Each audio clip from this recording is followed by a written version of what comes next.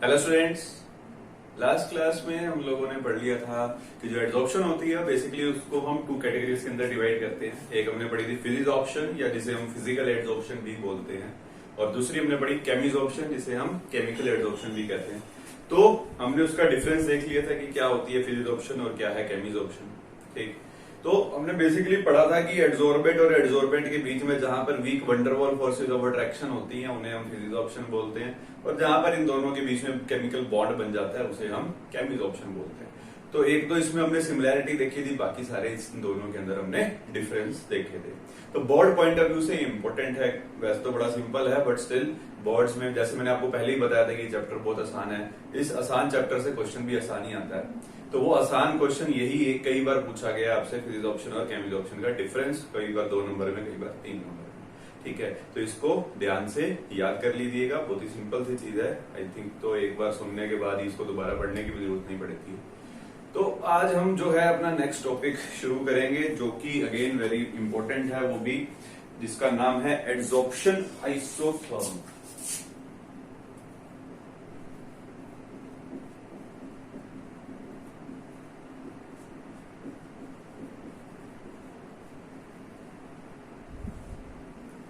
हाँ जी, तो adsorption isotherm पढ़ेंगे आज की। एड्सॉर्प्शन आइसोथर्म क्या चीज होती है? देखो, एड्सॉर्प्शन से तो आप सब फैमिलियर हो। एड्सॉर्प्शन हम 2 दिन से पूरी अच्छी डिटेल में पढ़ रहे हैं कि क्या होती है एड्सॉर्प्शन। बात करें अगर आइसोथर्म की, आइसोथर्म, देखो आइसो वर्ड जहां पर भी आता है, आइसो का मतलब क्या होता है? सेम, यानी कांस्टेंट। ठीक है, और थर्म, थर्म का मतलब यहां पर क्या होता है? आइसो का मतलब है यहां पर कांस्टेंट, और थर्म का मतलब है यहां पर हमारा टेम्परेचर।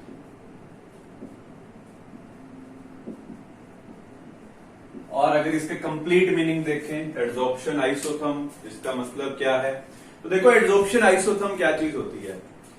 यहां पर हम क्या करेंगे, जो एड्सॉर्प्शन कहीं पर हो रही है उसका होने का एक्सटेंट, कि कितना एड्सॉर्प्शन हो रहा है, एक्सटेंट ऑफ एड्सॉर्प्शन देखेंगे प्रेशर के रिस्पेक्ट में। यानी कि प्रेशर चेंज करने पर एड्सॉर्प्शन बढ़ता है, घटता है, किस तरीके से चेंज होता है एट कांस्टेंट टेम्परेचर।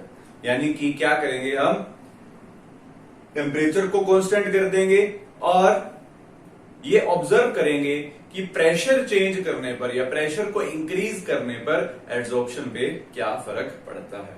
ठीक है, और ये हम पढ़ते हैं ग्राफिकली, ग्राफ को समझेंगे, ग्राफ बनाएंगे, ग्राफ को समझेंगे और फिर देखेंगे कि प्रेशर के साथ जो एड्सॉर्प्शन है उस पर क्या फर्क पड़ रहा है। तो एड्सॉर्प्शन आइसोथर्म को बेसिकली अगर डिफाइन करना है तो इसको डिफाइन कैसे करेंगे? ये एक वेरिएशन है between pressure and the extent of adsorption at constant temperature. ठीक है, टेम्परेचर को कांस्टेंट कर दिया, प्रेशर और एक्सटेंट ऑफ एड्सॉर्प्शन में ग्राफ बनाएंगे और फिर उसको स्टडी करेंगे। तो आइए इसको पहले डिफाइन कर लेते हैं, व्हाट इज एड्सॉर्प्शन आइसोथर्म। देखो, एड्सॉर्प्शन आइसोथर्म क्या है? It is a curve made between pressure and extent of adsorption. It is a curve made between pressure and extent of adsorption at constant temperature. ठीक है जी, तो क्या बात बोली हमने कि कांस्टेंट टेम्परेचर, टेम्परेचर को अगर हम कांस्टेंट कर देते हैं तो टेम्परेचर कांस्टेंट करने पे हम एक कर्व बनाएंगे between pressure and extent of adsorption. तो एक्सटेंट ऑफ एड्सॉर्प्शन का क्या मतलब है? यहां पर देखो, एक्सटेंट ऑफ एड्सॉर्प्शन का मतलब क्या होता है कि कितनी एब्जॉर्प्शन हो रही है, और कितनी एब्जॉर्प्शन हो रही है अगर ये पता लगाना है हमें तो ये कैसे निकालेंगे? देखो, हमारे पास एड्सॉर्प्शन के अंदर 2 कंपोनेंट्स होते हैं, हमने पढ़े हैं 2 कंपोनेंट्स, कौन कौन से? एक होता है हमारा कौन सा? एड्सॉर्बेट,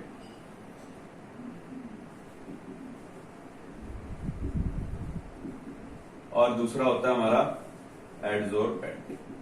ठीक है, तो ये मैंने लास्ट क्लास भी आपको लोगों को दोबारा से बताया था और फर्स्ट क्लास में भी हमने इसको स्टडी कर लिया था कि एड्सॉर्बेट और एड्सॉर्बेंट क्या चीज होती है। ठीक है, तो इसके लिए हमने एक तो एग्जाम्पल लिया था चौक और इंक वाला। क्या पढ़ा था हमने उसमें कि जब हम क्या करते हैं, चौक को इंक के अंदर डिप करते हैं, तो डिप करने के बाद जो इंक है वो चौक के ऊपर लग जाती है।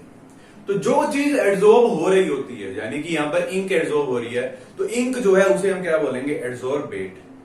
ठीक है, एंड द सेकंड चीज which is Chowk here which is providing its surface, दूसरी चीज जो अपना सरफेस प्रोवाइड करती है एड्सॉर्प्शन के लिए, उसे हम क्या बोलते हैं, एड्सॉर्बेंट। ठीक है, तो एक्सटेंट ऑफ एड्सॉर्प्शन का क्या मतलब है यहां पर? एक्सटेंट ऑफ एड्सॉर्प्शन है, अगर आपको देखना है कि कितना एड्सॉर्प्शन हो रहा है, तो वो आप किससे डिफाइन करते हैं? वो डिफाइन करते हैं आप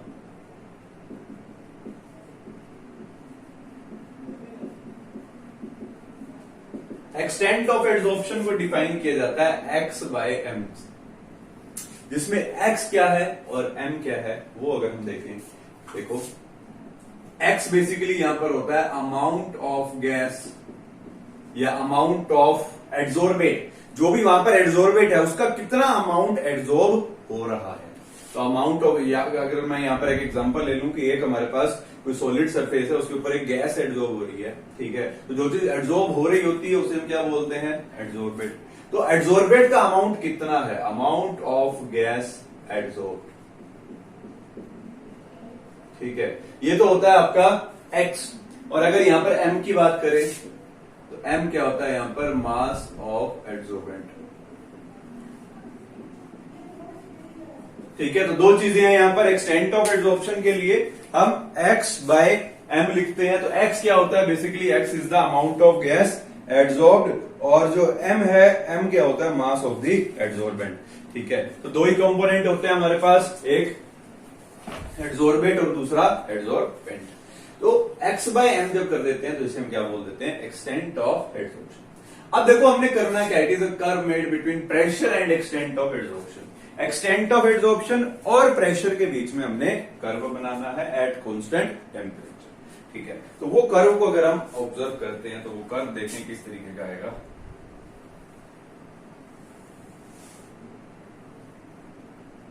यहां पर y एक्सिस पर मैं लिख रहा हूं x बाय m।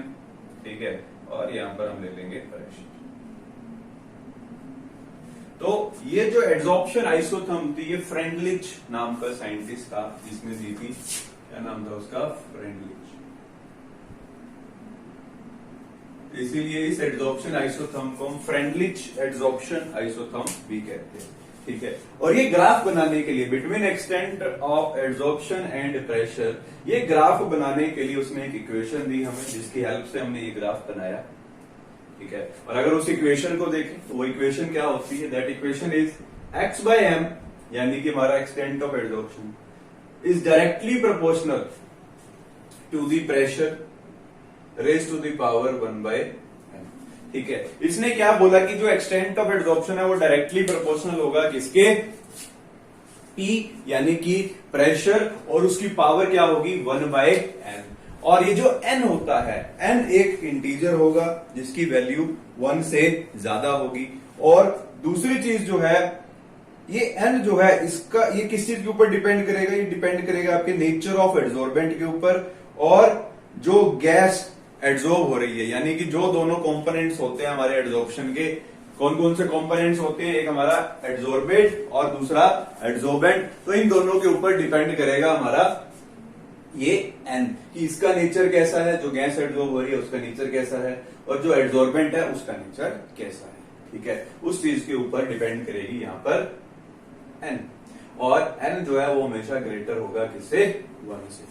तो ये एक रिलेशन दिया फ्रेंडलिच ने, और जो है एट कांस्टेंट टेम्परेचर हम बात करते हैं, तो साथ में ये भी लिख लीजिएगा, एट कांस्टेंट टेम्परेचर।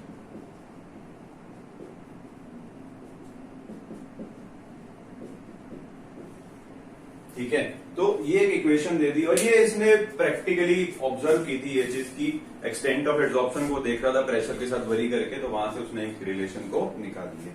और देखो प्रोपोर्शनैलिटी साइन को अगर हम हटाते हैं तो वहां पर एक कांस्टेंट आ जाता है। तो यहां पर हमने जब प्रोपोर्शनैलिटी साइन को हटाया तो लगाया यहां पर k। ठीक है, तो एक इक्वेशन बनाई x by M is equal to K P to the power 1 by n, ठीक है। और यहां पर k और n ये जो दोनों हैं, k and n depends on the nature of gas adsorbed and nature of adsorbent, ठीक है जी। तो K और N जो है ये डिपेंड करेंगे किसके ऊपर, जो हमारी गैस एडजॉर्ब हो रही है और जो एडजॉर्बेंट है उसके नेचर के ऊपर, ठीक है। अब अगर हम ग्राफ बनाते हैं, तो ग्राफ बनाया हमने x बाय एम और प्रेशर के बीच में। देखो जब ये इस तरीके की कुछ इक्वेशन होती है y is equal to m x की पावर समथिंग, तो ग्राफ जो होता है वो हमारा कुछ इस तरीके से बनता है। तो ग्राफ यहां पर कुछ इस तरीके से बन जाएगा, between extent of adsorption and pressure at particular temperature. So let's say ये ग्राफ मैंने बनाया 193 केल्विन, ठीक है, एक पर्टिकुलर टेम्परेचर के ऊपर, क्योंकि हमने नाम में लिख दिया था यहाँ पर आइसोथर्म है, यानी कि टेम्परेचर जो है वो कांस्टेंट रहने वाला है, ठीक है। तो एक पर्टिकुलर टेम्परेचर के ऊपर जब हमने कर्व बनाया तो वो कुछ इस तरीके से आ जाता है। अब अगर मान लो मैं किसी और टेम्परेचर के ऊपर इस ग्राफ को ऑब्जर्व करना चाहता हूं, इससे कम या इससे ज्यादा वाला, ठीक है, इसको मैं थोड़ा सा एक बार नीचे करूंगा।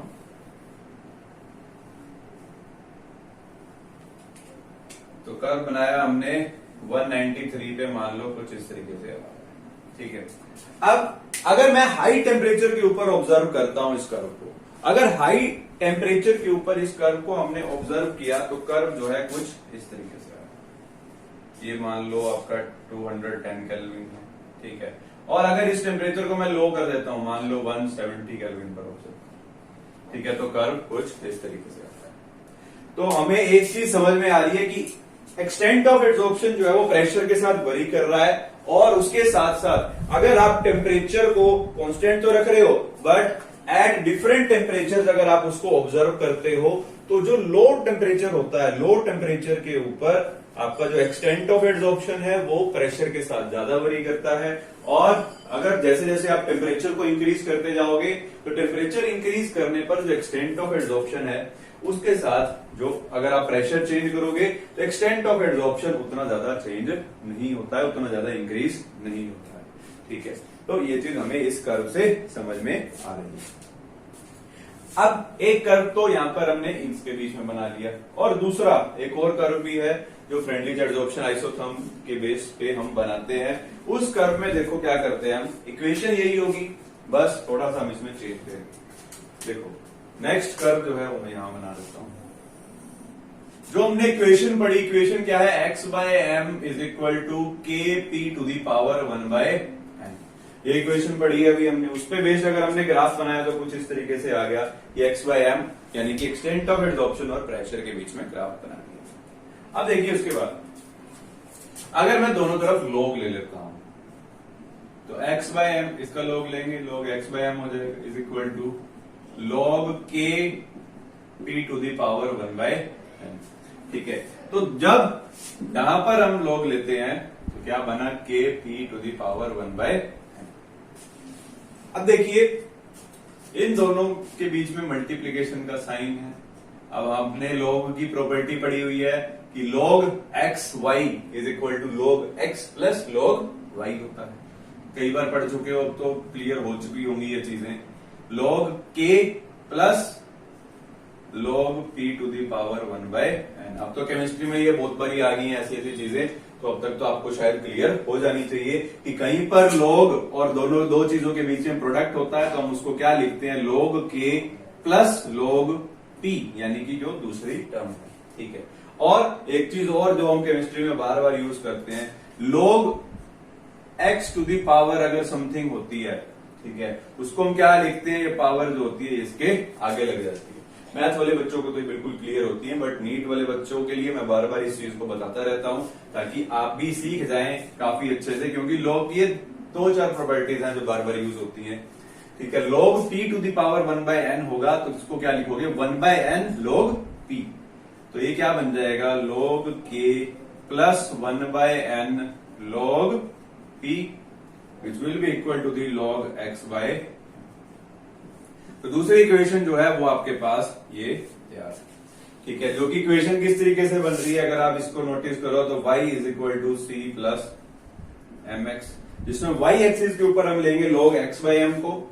इंटरसेप्ट c जो होता है हमारा, c क्या होता है इंटरसेप्ट जो होगा वो होगा हमारा log k, और इसका जो स्लोप आएगा वो किसके इक्वल होगा 1/n। और हम ग्राफ जो है वो किसके बीच में बनाएंगे log x/m और log t के बीच में। यहां पर x/m और प्रेशर के बीच में बनाया था, यहां पर log x/m और प्रेशर के बीच में हम कर्व बनाएंगे। तो देखेंगे इसका कर्व किस तरीके से आता है। तो y एक्सिस पर हमने लिया है log x/m और यहां पर हम ले रहे हैं प्रेशर, ठीक है। तो आप सभी को मालूम है y is equal to mx plus c जब इक्वेशन बनती है तो ग्राफ कैसा आता है, ग्राफ आता है straight line with some intercept. और इसके अंदर अगर हम इसका स्लोप देखेंगे m, वो किसके इक्वल है 1/n के, और ये जो यहां पर इंटरसेप्ट है, इंटरसेप्ट किसके इक्वल है log k के इक्वल है, ठीक है। तो इस तरीके से अगर आप इसी इक्वेशन के दोनों तरफ log ले लोगे तो log लेने के बाद जो आपका कर्व आएगा वो कुछ इस तरीके से आ जाएगा। इक्वेशन बनेगी y is equal to mx plus c। और ऐसी इक्वेशन जब भी बनती है तो आप सभी बार बार पढ़ चुके हो कि ग्राफ जो है वो स्ट्रेट लाइन बनता है विद सम पॉजिटिव इंटरसेप्ट, और जो इसमें स्लोप है वो आ गया आपका 1/n, और जो इंटरसेप्ट है वो जाएगा log k। तो आई थिंक आप लोगों को ये चीज क्लियर होगी तो इसको ध्यान से समझ लीजिए और नोट कीजिए, फिर हम आगे देखते हैं। एक क्वेश्चन करेंगे इसके ऊपर बेस्ड, अब इसको नोट कर लीजिए।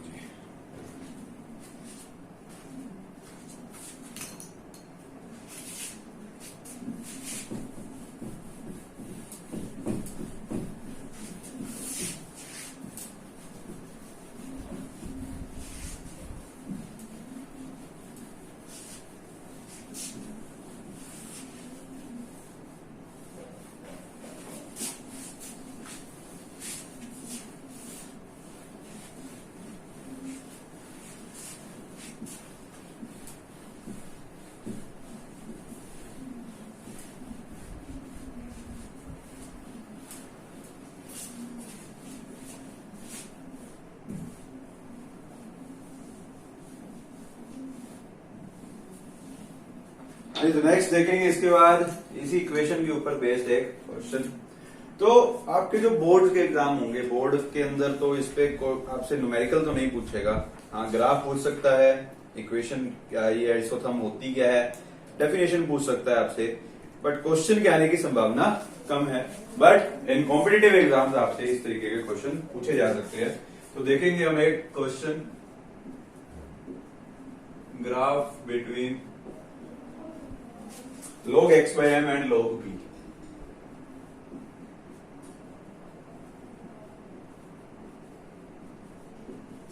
तो ग्राफ दिया है आपको log x/m और log p के बीच में, is a straight line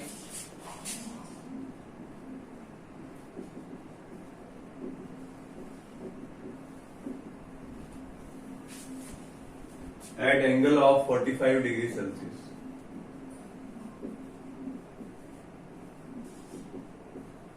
sorry 45 degree Celsius तो टेम्परेचर नहीं है, एंगल है 45 degree with intercept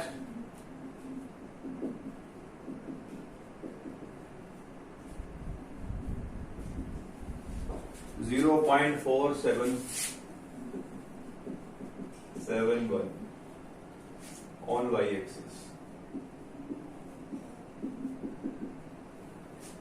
Calculate the amount of gas absorbed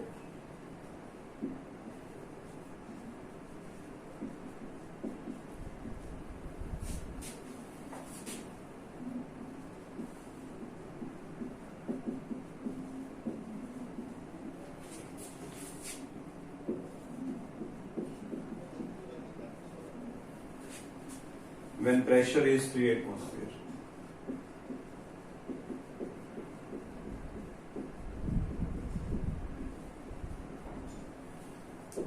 देखिए ये क्वेश्चन है आपके पास, अच्छा क्वेश्चन है काफी। बस इसके लिए आपको थोड़ा सा बेसिक जो है वो क्लियर होना चाहिए। जो भी हमने ग्राफ बनाया था उसकी आपको थोड़ी सी समझ होनी चाहिए, तो आप बड़ी इजीली इस क्वेश्चन को सॉल्व कर सकते हैं। तो ध्यान से देखिए इस क्वेश्चन को, आपको ये पूरी तरीके से डिटेल भी दे सकता है या फिर एक सिंपल ग्राफ बना के भी यहाँ पर दिया जा सकता था। तो क्या बोल रहा है क्वेश्चन के अंदर, आपको बोल रहा है graph between log x by m and log p। ठीक है, log x by m और log p के बीच में ग्राफ स्ट्रेट लाइन आ रहा है at angle of 45 degree with intercept of 0.4771 on y axis. y axis के ऊपर जिसका इंटरसेप्ट कितना है 0.4771। ठीक है, उसके बाद आपको बोल रहा है calculate the amount of gas absorbed when pressure is 3 atmosphere. जब प्रेशर 3 एटमॉस्फेयर है उस टाइम पे आपसे पूछ रहा है calculate the amount of gas absorbed, एक चीज और यहां पर लिखनी रहेगी, एब्जॉर्ब्ड पर ग्राम। ठीक है, आपसे पूछ रहा है calculate the amount of gas absorbed पर ग्राम, कि जो एब्जॉर्बेंट है वो आपका 1 ग्राम है, 1 ग्राम के ऊपर कितना अमाउंट गैस का एब्जॉर्ब होगा ये आपको बताना है। यानी कि सिंपली आपको क्या चीज कैलकुलेट करनी है, यहां पर आपको कैलकुलेट करना है x बाय m। बोलो पहली चीज तो ये क्लियर होनी चाहिए कि भाई करना क्या है। जब आपको बोले calculate the amount of gas absorbed पर ग्राम, यानी कि आपका एब्जॉर्बेंट का मास जो है वो 1 ग्राम है, उसके ऊपर गैस कितनी एब्जॉर्ब हो रही है वो चीज अगर आपको कैलकुलेट करनी है, मतलब आपको क्या कैलकुलेट करने के लिए कह रहा है x बाय m। ठीक है, अब दूसरी चीज जो इसमें ग्राफ बोला गया आपको, पहले वो ग्राफ बना देते हैं। Graph between log x by m and log p। तो log x by m और log p के बीच में ग्राफ बना हुआ है। log x by m और log p के बीच में ग्राफ बना हुआ है। अभी अभी हम देख के हटे हैं कि जो ग्राफ है वो कुछ इस तरीके से आता है। और log x by m और log p की जो इक्वेशन होती है वो अभी अभी हमने बनाई थी, log x by m is equal to log k plus 1 by n log p। ये अभी अभी इक्वेशन पढ़ी है। ठीक है, और ग्राफ कुछ इस तरीके से आया था, और जो हमारा यहाँ पर इंटरसेप्ट था वो किसके इक्वल था, याद कीजिए log k के, और जो स्लोप है स्लोप किसके इक्वल था हमारा 1 by n। याद आ गया। ठीक है, अब देखो जो क्वेश्चन है, क्वेश्चन में आपको बोल रहे हैं graph between log x by m and log p is a straight line at angle of 45 degree. अब ये जो एंगल है यहाँ पर, ये जो एंगल बनेगा यहाँ पर, ये एंगल कितना दे रखा है आपको क्वेश्चन में 45। ठीक है, विद इंटरसेप्ट दे रखा है आपको 0.4771, यानी कि सिंपली log k की जो वैल्यू है वो आपको कितनी दे रखी है 0.477। ठीक है, तो log k की वैल्यू दे रखी है आपको 0.4771। तो आपको निकालना क्या है, यहां पर निकालना है आपको calculate the amount of gas absorbed when pressure is 3 atmosphere. ठीक है, तो ये तो होगी इस इक्वेशन के थ्रू हमने ग्राफ बना लिया है। अब अगर नॉर्मली इक्वेशन हम लिखते हैं तो नॉर्मली विदाउट log अगर मैं लिखता हूं इक्वेशन को तो वो क्या होती है x by m is equal to k p to the power 1 by n। ठीक है, तो इस इक्वेशन में मेरे को x by m तो निकालना है। ठीक है, और p मेरे को मालूम है, p कितना दे रखा है 3 एटमॉस्फेयर। अब अगर मेरे को k और 1 by n की वैल्यू पता लग जाए, अगर k और 1 by n की वैल्यू पता लग जाए तो मैं इजीली अपना क्वेश्चन को सॉल्व कर पाऊंगा। ठीक है, तो अब यहां पर देखते हैं कि हम log k और 1 by n की वैल्यू को कैसे निकाल सकते हैं। तो उसके लिए आपको क्या करना है, उसके लिए सबसे पहले तो हम जो है यहां पर ये देखेंगे कि जो 1 by k है, 1 by k को हम कैसे निकालें। सॉरी, log k है उसकी वैल्यू आपको दे रखी है 0.4771। अगर log k इक्वल है 0.4771 के, अगर log k इक्वल है 0.4771 के, तो यहां से क्या आप k निकाल सकते हो। कैसे निकालोगे, अगर इधर log है तो इधर आकर के क्या हो जाएगा एंटी log, अगर इधर k है तो इधर आकर के क्या हो जाएगा anti log। Anti log of 0.4771 आपको बताना। तो देखो इसके लिए मैंने आपको सिंपल सी चीजें बताई हुई हैं कि log और एंटी log की वैल्यूज को कैसे कैलकुलेट करते हैं आप। अगर एंटी log लेना है 0.4771 का, तो हम क्या करते थे, जो डेसिमल से पहले लिखा हुआ है उसको तो हम पावर बना देते थे किसकी 10 की, और उसके बाद देखते थे कि ये जो चीज है 0.47 ये किसका log होता है। तो 0.47 किसका log होता है? 3 का। तो 10 की पावर बनाने के लिए यहां पर हमारे पास कुछ नहीं है, 0 है, तो 10 रेज़ टू द पावर 0 तो हो जाएगा 1। तो एंटी लॉग ऑफ 0.4771 करोगे तो वो कितना आएगा? 3। ठीक है, ये मैंने आपको सिखाया हुआ है पहले कि लॉग और एंटी लॉग की वैल्यूज को कैसे निकाला जाएगा। तो ये हो गया आपका k, निकाल लिया, k की वैल्यू आ गई आपके पास 3। अब इसके बाद एक चीज और चाहिए हमें, 1/n। तो 1/n जो है वो है हमारा, अगर इस इक्वेशन पर जाऊं मैं तो ये लिया था हमने y एक्सिस पे is equal to c plus m x. जो 1/n है वो क्या होता है? हमारा स्लोप होता है।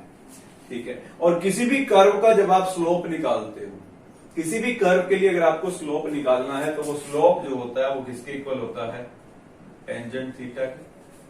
पढ़ा हुआ सभी ने, किसी भी कर्व का अगर आपको स्लोप निकालना है, एम निकालना है, तो वो किसके इक्वल होता है? टेंजेंट थीटा के। And here theta is equal to 45 degree. ठीक है, तो टेन थीटा जो होता है, टेन थीटा कितना होता है आपका? सॉरी, थीटा यहां पर कितना दे रखा है आपको? टेन। थीटा है 45, तो यहां पर जो m है, m यानी कि 1/n जो है वो कितना हो जाएगा? 1045। ठीक है, और जो 1045 होता है आपका, 1045 की वैल्यू क्या होती है? 1। ठीक है, तो जो 1/n है, 1/n की वैल्यू क्या आ जाएगी यहां पर? 1। तो 1/n भी पता लग गया, k भी पता लग गया। तो ये दो चीजें हमें पता करनी थी यहां पर, k और 1/n। ठीक है, तो दोनों चीजें मेरे को पता लग गई हैं। तो अब यहां से मैं एक्सटेंट ऑफ एड्सॉर्प्शन जो है उसको इजीली कैलकुलेट कर सकता हूं। तो कैसे कैलकुलेट करेंगे? बस वैल्यूज को पुट करना है। अब तो x/m is equal to k कितना निकाला है? 3। p कितना है? p आपको क्वेश्चन में दे रखा है 3, और 1/n कितना है? 1। ठीक है, तो 3 आ गया यहां पर आपके पास 9। तो एक्सटेंट ऑफ एड्सॉर्प्शन यानी कि x/m जो है वो आपका आ जाएगा 9। तो ये आपका क्वेश्चन का आंसर है। तो इसमें बेसिकली आपको दो चीजें क्लियर होनी चाहिए थी। पहली चीज तो ये कि ये जो ग्राफ है वो किस इक्वेशन पे ऊपर बेस्ड है। ये जो इक्वेशन यहां पर हमने बनाई, log x/m is equal to log k plus 1/n log। ठीक है, तो इस इक्वेशन से हमें पता चला कि जो स्लोप है वो क्या है, और जो यहाँ पर एंगल दिया हुआ है क्वेश्चन में उसकी हेल्प से हम किस तरीके से अपना स्लोप निकाल सकते हैं, वो सब हमें इसी इक्वेशन से क्लियर हुआ। इंटरसेप्ट जो है वो क्या होता है, उसकी हेल्प से हमने k को निकाला। तो इसीलिए इस तरीके के क्वेश्चन सोल्व करने के लिए आपको जो है ये वाली इक्वेशन जो है वो बिल्कुल क्लियर होनी चाहिए। ठीक है, तो ये आपकी Freundlich adsorption isotherm for gas phase. देखो, जो फ्रेंडलिच एड्सॉर्प्शन आइसोथर्म है, दो फेज के लिए हम पढ़ते हैं। एक तो जहां पर आपका जो एड्सॉर्बेंट है, जो चीज एड्सॉर्ब हो रही है, सॉरी जो एड्सॉर्बेट है, जो चीज एड्सॉर्ब हो रही है, अगर वो गैसियस फॉर्म में है तो वहां पर तो हम वेरिएशन देखते हैं between extent of adsorption and pressure. अगर आप किसी सॉल्यूशन फेज में देख रहे हो, यानी कि कोई लिक्विड चीज है जो सॉलिड के ऊपर एड्सॉर्ब हो रही है, तो वहां पर अगर आपको वेरिएशन देखना है तो वहां पर हम प्रेशर नहीं लगाते, प्रेशर की जगह पर क्या करते हैं? कंसंट्रेशन करते हैं। देखो, हमने जो एक इक्वेशन पढ़ी, क्या पढ़ा? दो इक्वेशन पढ़ी। एक तो विदाउट लॉग जिसमें हमने लिखा x/m is equal to kp to the power 1/। ठीक है, तो ये जो इक्वेशन होती है this is for gas phase. Gas phase का मतलब जब आपका जो एड्सॉर्बेट है वो क्या है? गैस है। Adsorbate is gas. ठीक है, बट अगर सॉल्यूशन फेज के लिए इस इक्वेशन को लिखना है, सॉल्यूशन फेज के लिए मतलब कि एड्सॉर्बेट जो है वो आपका कोई सॉल्यूशन है, अगर उसके लिए लिखना है तो क्या हो जाएगी equation? x/m is equal to kc to the power 1/n। This is for solution phase. ठीक है, when adsorbate is in liquid.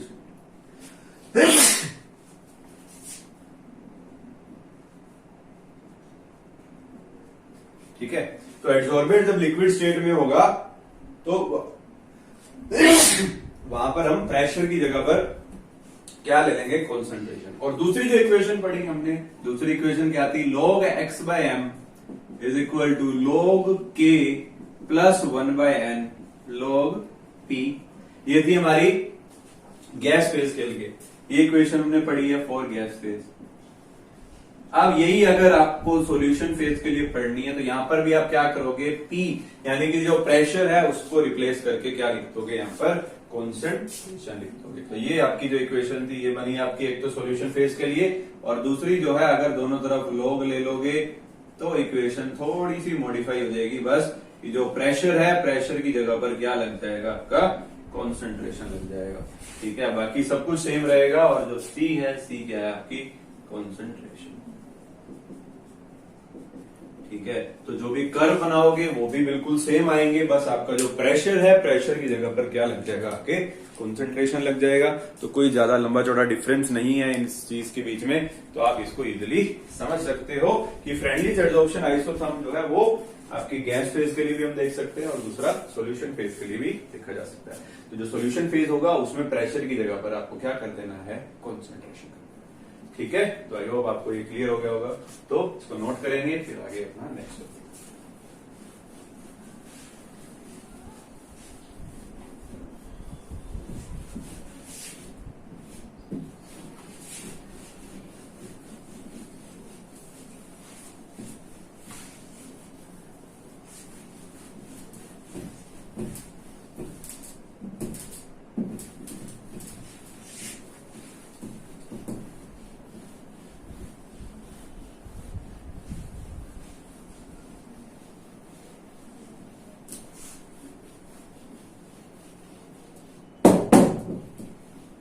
Next जो टॉपिक है वो है हमारी एडसॉर्प्शन की एप्लीकेशंस की। जो एडसॉर्प्शन है वो क्या क्या काम आती है, कहां कहां पर हम उसको यूज करते हैं। तो आइए कुछ, वैसे तो बहुत सारी एप्लीकेशन है इसकी, और उनमें से कुछ 5-7 हम यहां पर देख लेंगे। तो नेक्स्ट हेडिंग डालेंगे एप्लीकेशंस ऑफ एडसॉर्प्शन। तो कुछ एप्लीकेशंस देखेंगे। सबसे पहली जो एप्लीकेशन मैं इसकी बताऊंगा वो है इन गैस मास्क। आजकल मास्क बहुत चल रहे हैं, वो जो मास्क चल रहे हैं उसमें कोई एप्लीकेशन नहीं है एडसॉर्प्शन की, बट जो गैस मास्क होते हैं, गैस मास्क का मतलब जो कहीं पर मान लो पॉइजनस गैस कोई रिलीज हुई है, वहां पर कोई साइंटिस्ट काम कर रहा है, या फिर कहीं पर आग लगी है मान लो, जो हमारे फायर फाइटर्स होते हैं वो भी गैस मास्क का यूज करते हैं। तो कई सारी जगहों पर गैस मास्क का यूज किया जाता है। तो आपको ये तो मालूम ही होगा कि गैस मास्क बेसिकली क्या होती है। यानी कि कहीं पर अगर पॉइजनस गैस रिलीज हुई है, वहां पर अगर हमें जाकर के सर्वाइव करना है तो हमें गैस मास्क लगाना पड़ेगा, जो कि क्या करेगा, उस एयर को प्योरीफाई कर देगा और पॉइजनस गैस हमारे अंदर जाने नहीं देगा। तो उस गैस मास्क में एडसॉर्प्शन का क्या काम है? देखो क्या होता है बेसिकली, उस गैस मास्क के अंदर हमने क्या किया होता है, एक चारकोल डाले होते हैं, एक्टिवेटेड चारकोल होता है उसके अंदर, और वो जो चारकोल होता है वो क्या करता है, जो एयर वहां पर जो पॉइजनस एयर है, यानी कि एयर के अंदर जो पॉइजनस कंपोनेंट है, वो चारकोल क्या करेगा, उसको तो एब्जॉर्ब कर लेगा अपने सरफेस के ऊपर, और बाकी फ्रेश एयर को वो अंदर जाने देगा। सो जैसे फॉर एग्जांपल अगर गैस मास्क की हम बात कर रहे हैं, तो ये मास्क है हमारा, ठीक है, मैं बिल्कुल नॉर्मल आपके समझने के लिए बता रहा हूं। तो यहां से अगर इसके अंदर पॉइजनस एयर एंटर होगी,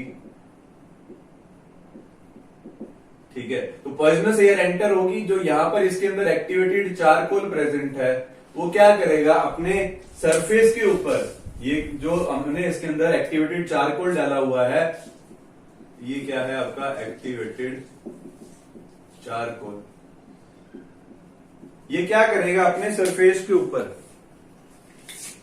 एब्जॉर्ब कर लेगा जो भी पॉइजनस सब्सटेंस है।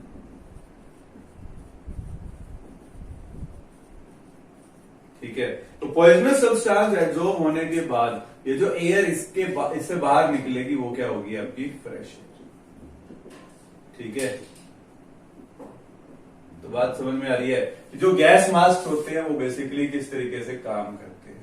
तो जो गैस मास्क होते हैं उसके अंदर क्या होता है, एक एक्टिवेटेड चारकोल प्रेजेंट होता है। क्या होती है, पॉइजनस एयर जो है वो इसके अंदर एंटर होगी, एंटर होने के बाद अंदर एक्टिवेटेड चारकोल पड़ा है, जो क्या करता है, इन पॉइजनस गैस को अपने ऊपर एब्जॉर्ब करवा लेता है। तो इस पॉइजनस गैस को अपने सरफेस के ऊपर इसने एब्जॉर्ब कराया, तो यहां से जो एयर निकली वो होगी आपकी फ्रेश एयर, और पॉइजनस सब्सटेंस जो है वो एक्टिवेटेड चारकोल के ऊपर एब्जॉर्ब हो जाता है। ठीक है, तो इस तरीके से गैस मास्क के अंदर एब्जॉर्प्शन जो है वो शो होती है।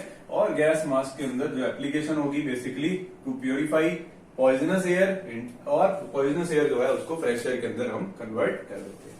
ठीक है, इसमें लिखेंगे activated charcoal is used for the purification of poisonous air। ठीक है जी, तो बात क्लियर होगी कि यहां पर गैस मास्क के अंदर एडॉप्शन की क्या एप्लीकेशन है। नेक्स्ट अगर देखें तो नेक्स्ट एप्लीकेशन जो है वो है टू एब्जॉर्ब मॉइस्चर। देखो, जैसे कि मैंने आपको चैप्टर की स्टार्टिंग में भी बताया था कि जो आपके शूज आप लेकर के आते हो मार्केट से, तो उन शूज के अंदर एक छोटी सी पुड़िया प्रेजेंट होती है। ठीक है, तो उसके अंदर बेसिकली क्या होता है, जैसे कि मैंने आपको बताया था पहले भी, क्या चीज होती है उसके अंदर, सिलिका जेल। और जो सिलिका जेल है, सिलिका जेल क्या करती है, मॉइस्चर को एब्जॉर्ब कर लेती है, एब्जॉर्ब कर लेती है अपने सरफेस के ऊपर। तो जो हमारे जैसे कि मैंने आपको बताया, सिलिका जेल क्या करती है, अपने सरफेस के ऊपर मॉइस्चर को एब्जॉर्ब कर लेती है। तो यहाँ पर मॉइस्चर कहीं पर अगर हमें एब्जॉर्ब करवाना है, मॉइस्चर फ्री अगर किसी जगह को करना है, तो वहां पर हम इस चीज का यूज करते हैं, सिलिका जेल का यूज करते हैं। ठीक है, तो नेक्स्ट एप्लीकेशन हो जाएगी silica gel is used to adsorb moisture।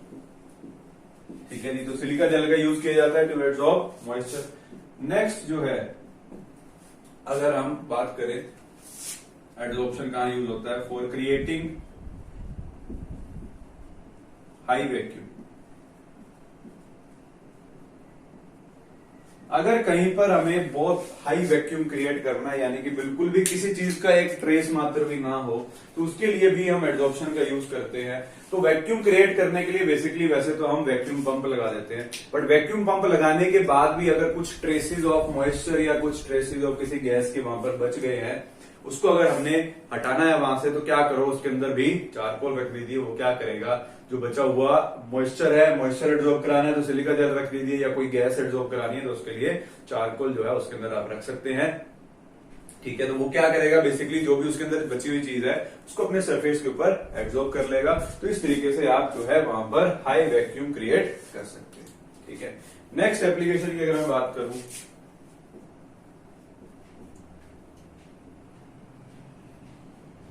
जो वर्किंग होती है आपकी मेडिसिन की, working of medicine in our body, जो हम ड्रग्स लेते हैं या मेडिसिन लेते हैं। अब ड्रग्स को तो उल्टा मत समझा करो हमेशा, ड्रग्स मैं सारी मेडिसिन को ड्रग्स ही बोलते हैं। ठीक है, तो जो वर्किंग होती है इन ड्रग्स की, वो भी एब्जॉर्प्शन की टेक्निक के ऊपर ही बेस्ड है।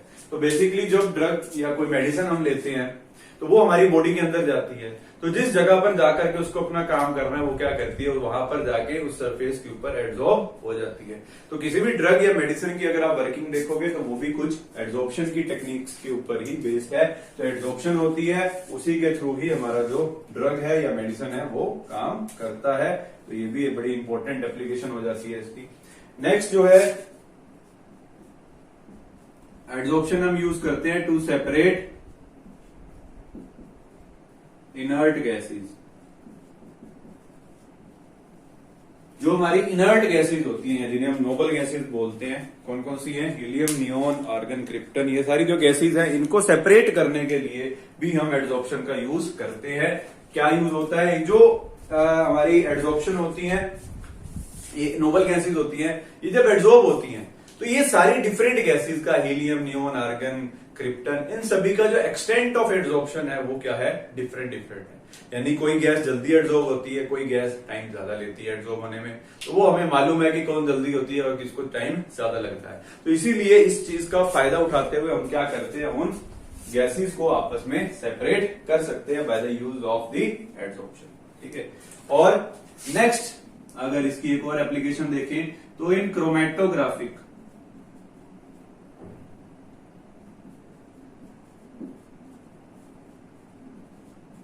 इन क्रोमेटोग्राफी एक टेक्निक होती है जिसमें हम क्या करते हैं, दो चीजों को आपस में सेपरेट करते हैं। तो वहां पर भी क्रोमेटोग्राफी टेक्निक जो होती है वो आपकी एड्सॉर्प्शन के ऊपर ही बेस्ड होती है।